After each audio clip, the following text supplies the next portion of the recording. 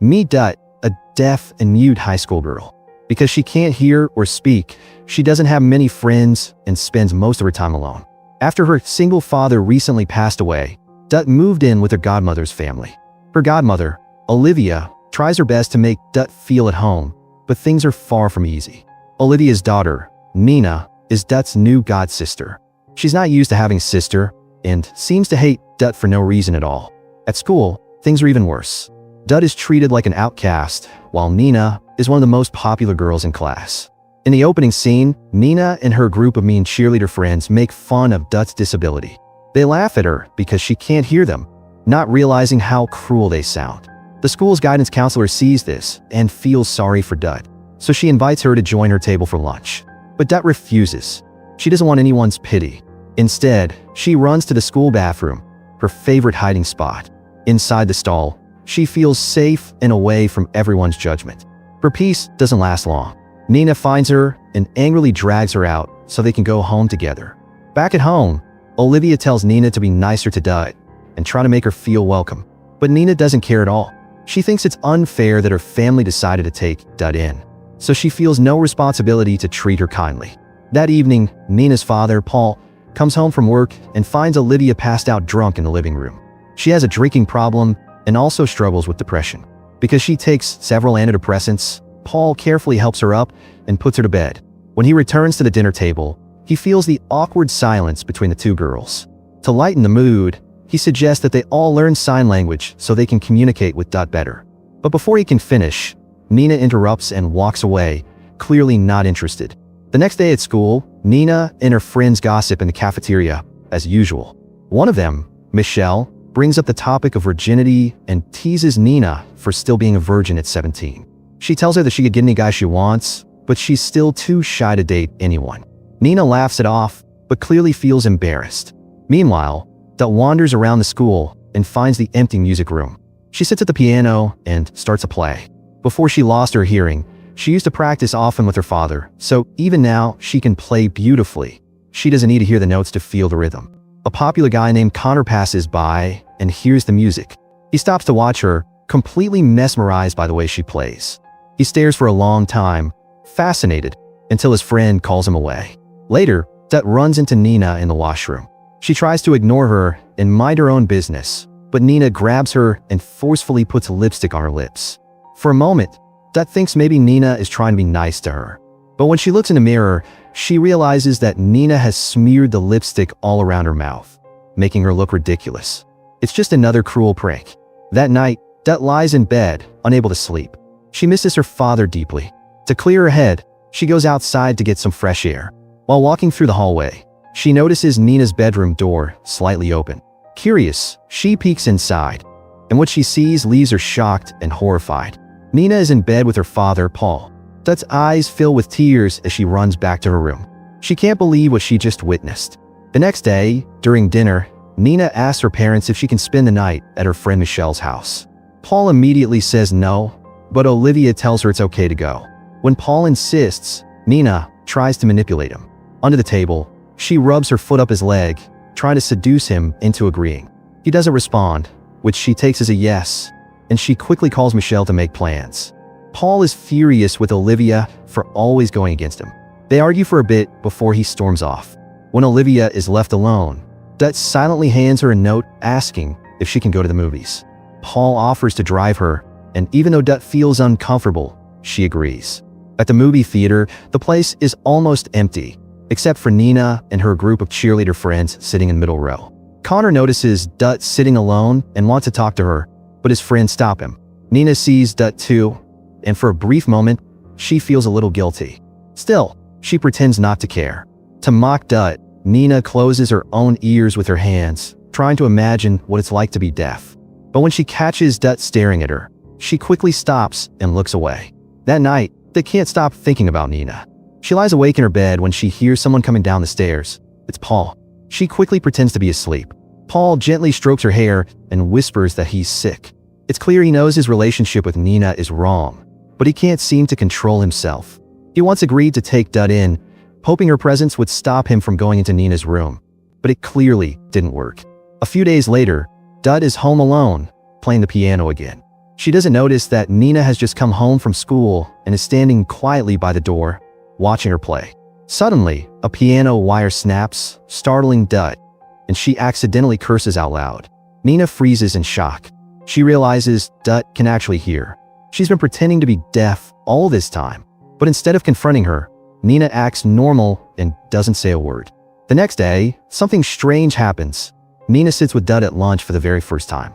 Dut looks confused, wondering why she's suddenly being nice. Then Nina starts talking about her private moments with her father. She describes everything in detail, clearly trying to get some reaction from Dut.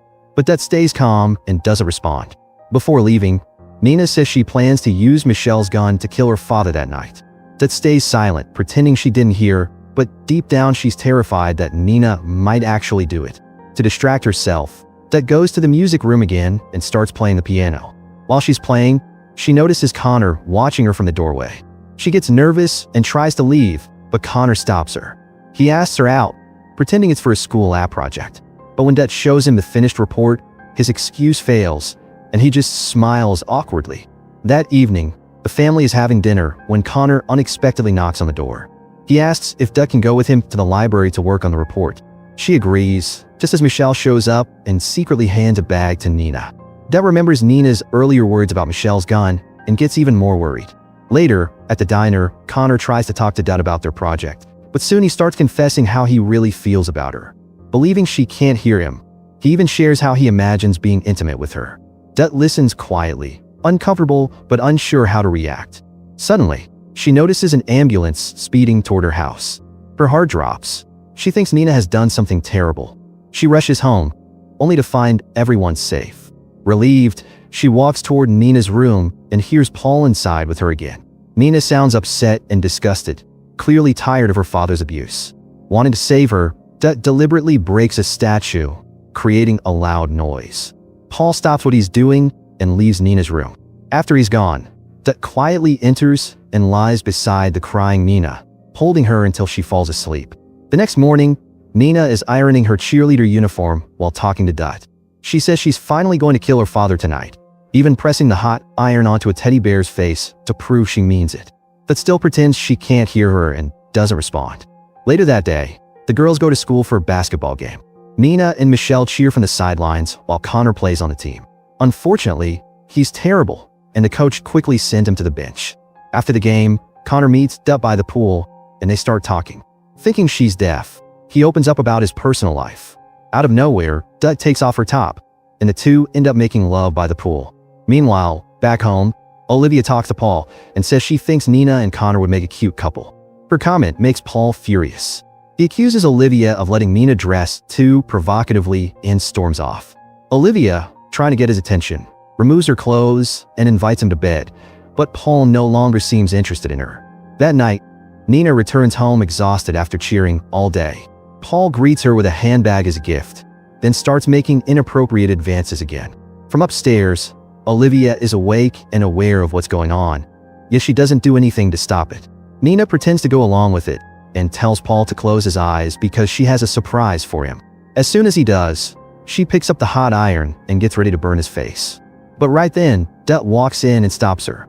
Nina pulls back, pretending nothing happened, and then suddenly claims that she's pregnant.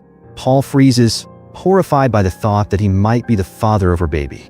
When Nina asks him for $1,000 for an abortion, he quickly agrees to give it to her the next day. After what happened that night, Nina quietly walks into Dut's room. Her eyes are red from crying, and she looks completely broken. She sits down on the bed and finally opens up.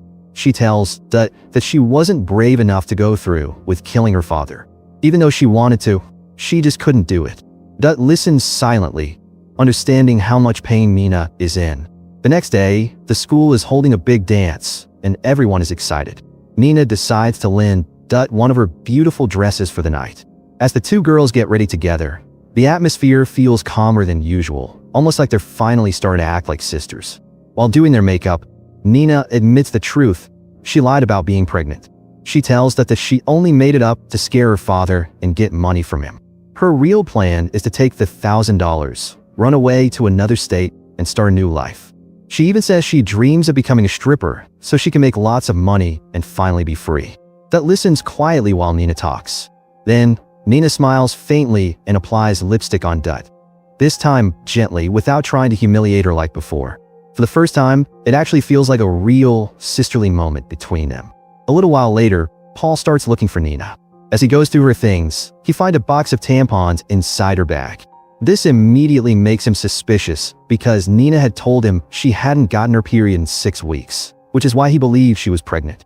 Now, seeing this, he realizes she's been lying to him all along. Paul storms into her room, holding up the tampon box, and demands that she tell him the truth.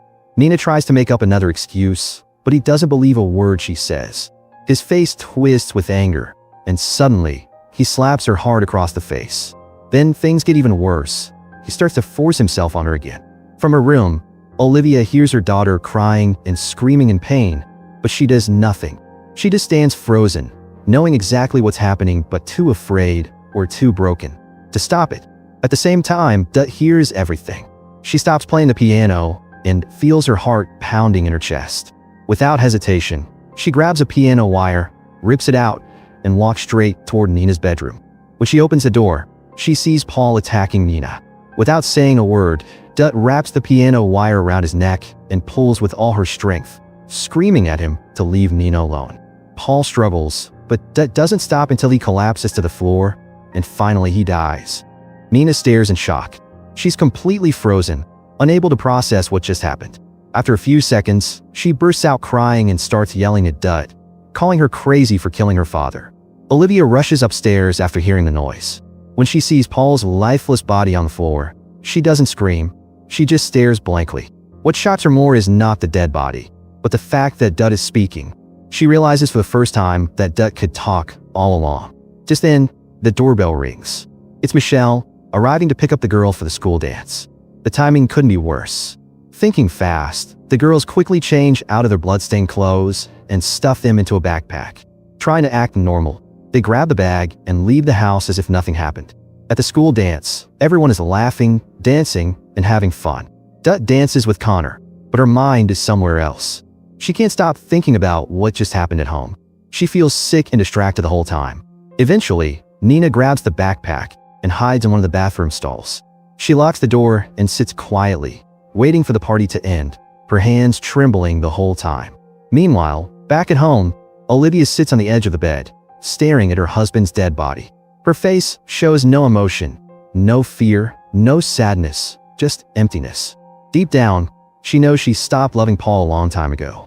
The only thing she truly regrets is not being brave enough to protect her daughter from the monster he became. Back at school, as the dance ends, Dut quietly leaves the gym. Connor sees her and calls out her name. To his shock, Dut turns around and responds. That's when he realizes she can actually hear him. The truth hits him hard. If she could hear all along, that means she knows everything he said about her, including all his sexual fantasies. Feeling exposed and betrayed, Connor gets angry. He calls her a psycho and accuses her of lying to him. Dut tries to explain and apologize, but he shoves her away and storms off, leaving her heartbroken. Knowing she can't fix things with him now, Dut decides to focus on what really matters. She goes to find Nina and takes her to a nearby creek. There, the two girls bury the backpack with the bloody clothes. They agree to deal with the body later. As they dig, Nina finally asks the question that's been bothering her. Why did Dut pretend to be deaf and mute all this time? Dut quietly explains that her father was also deaf and mute, and she wanted to be just like him, to stay connected to his memory and live the way he did. When they finish burying the bag, they rush back home, only to be met with flashing police lights. Their house is surrounded by officers, and Olivia is being led out in handcuffs. The girls are stunned.